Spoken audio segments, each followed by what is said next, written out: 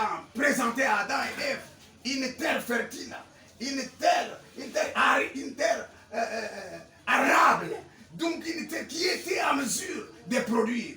Mais cette terre-là, sans la force d'Adam et Ève, cette terre resterait stérile. Voilà pourquoi Dieu, il dit aller garder cette terre-là, pas seulement la garder, mais aussi la cultiver. Je veux parler à quelqu'un de la créativité. Et je disais que la créativité, chacun de nous a une sémence de créativité en lui. Parce que la Bible dit, créons l'homme à notre image, à notre ressemblance.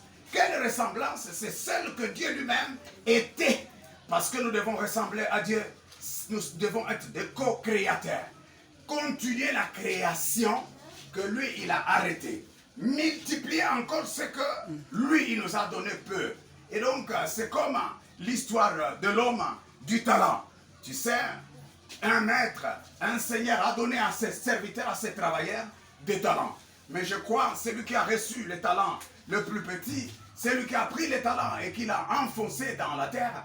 Et donc, le jour où le propriétaire du capital est venu pour faire l'évaluation, il a dit, je te prends même ce que tu as, je donne à celui qui a produit.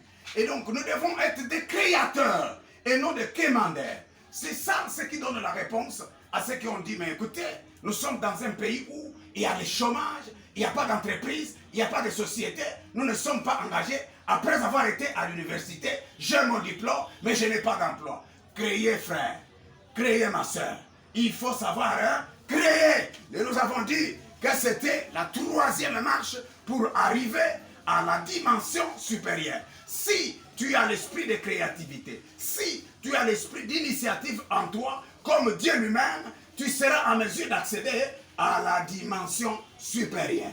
Quatrième marche, c'est celle que nous allons exploiter aujourd'hui. J'aimerais bien parler à quelqu'un du sacrifice. Et nous avons dit que nous devons aujourd'hui étancher notre soif jusqu'à aller à la fin. Nous parlerons de la discipline, nous parlerons du sacrifice, nous parlerons de la persévérance. C'est les trois marches qui nous sont restées, qui doivent nous aider à aller jusqu'à la dimension supérieure. Bien-aimés dans le Seigneur, je voudrais parler à quelqu'un de la discipline. Tu sais, dans la vie de quelqu'un, si nous apprenons à être disciplinés, dans les écoles où nous avons étudié, on nous a placé quelqu'un qu'on appelait directeur de discipline. Ça s'apprend à partir de l'école. Et donc, ceux qui ont appris la discipline depuis l'école, qui ont appliqué la discipline depuis l'école, même dans la vie courante, ils ne peuvent pas être comme Safou. Amen. Est-ce que nous pouvons applaudir pour le Seigneur? J'ai vu Daniel Safou, c'est lui qu'on appelle honorable député, insulté à même les rues. Toufia Mamanayo, Nyangalakata, un honorable député, on l'appelle honorable. Vous savez la discipline, hein? On est avec une discipline. Si un enfant n'est pas discipliné dans la maison de son père et de sa mère, si cet enfant n'est pas discipliné à l'église, si cet enfant n'est pas discipliné à l'école, il a raté tout, même s'il est président de la République, il va se comporter comme un Koulouna. Amen. Amen. Amen. Amen. La discipline, hein, elle est la mère de toutes choses. Voilà pourquoi, pour réussir la vie, il faut être discipliné. Et donc, pour être discipliné, bien-aimé dans le Seigneur, il est demandé à tout un chacun de pouvoir appliquer certaines choses qui sont tellement importantes et que si vous voulez avancer avec le Seigneur, vous devez appliquer la discipline. Je connais en tant que pasteur en charge d'une église composée de 20 000 personnes.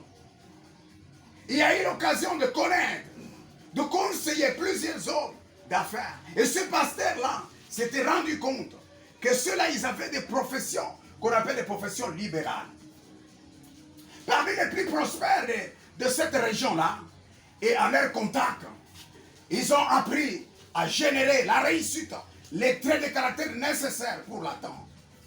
Et moi, j'ai dit, il a remarqué que les gens qui réussissent exercent une discipline personnelle dans 6 domaines majeurs. Si vous voulez réussir, dans ce que vous faites. Vous savez, quelqu'un peut avoir un petit capital. Quelqu'un peut avoir une petite intelligence. Quelqu'un peut avoir des petites possibilités. Mais à cause de la discipline qu'il se donne dans son domaine, il devient grand. Ça, je vous l'assure. Voilà pourquoi ceux qui réussissent contrôlent leur humeur. J'avais dit l'autre fois que les gens qui réussissent ont l'habitude de contrôler leur humeur. Parce que si vous avez des humeurs à tout moment qui bousculent, qui vont d'un sens à un autre, vous êtes déséquilibré du point de vue psychologique et que vous ne pouvez pas réaliser ce que vous avez. Concentrez-vous, enlevez toutes les humeurs qui vous amènent à vous distraire, soit à vous amener au blocage. Les humeurs, les mauvaises humeurs. À tout moment, vous vous réveillez le matin, vous êtes la figure fermée, vous êtes là renfrogné en vous-même, vous ne pouvez pas atteindre la dimension supérieure. Si vous voulez réussir, il faut toujours traiter vos humeurs de telle sorte que vous soyez à mesure d'être dans la joie, dans l'allégresse. C'est comme si vous ne souffrez pas, mais vous souffrez. Ceux qui ont réussi, ils ont fait attention à ce qu'ils disent.